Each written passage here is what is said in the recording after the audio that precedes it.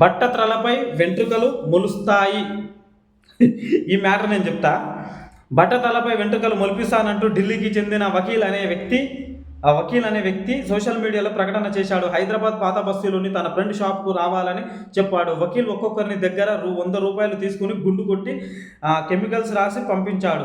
గుండు ఆరిపోకుండా ఉంచాలని షరతు కూడా పెట్టి వెళ్ళిపోయాడు. కొంతమందికి రియాక్షన్ అయ్యి బొబ్బలు వచ్చినాయంట. బట్టతల ఏమో కానీ ఉన్న వెంట్రుకలు కూడా ఏవైతే ఉన్నాయో రాలిపోయి చిగుళ్ళు అయిపోయినట్టు రాలిపోయి యువకులు లబోదిబోం అంటున్నారట. గిట్లా ఏది పడితే అది పనికిమాలిన ఇసోటివి నమ్మితే గిట్లనే ఉంటుంది.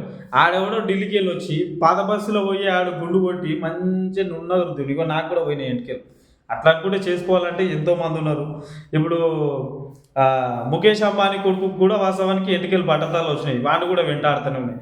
ఆ లెక్కన చూసుకుంటే వాళ్ళకు కొన్ని లక్షల కోట్లు, దాదాపుగా ఒక 9 లక్షల కోట్లు ఆస్తి ఉంది. అలా చేసుకోవాలనుకుంటే తను ఒక 100 కోట్లు ఖర్చు పెట్టి చేసుకోలేడా? ₹100 కోసం ఆశపడితే ఉన్నది ఉంచుకున్నది బాగా గుర్తుపెట్టుకొని గిసోటి పనికిమాలనే మీరు నమ్మకండి.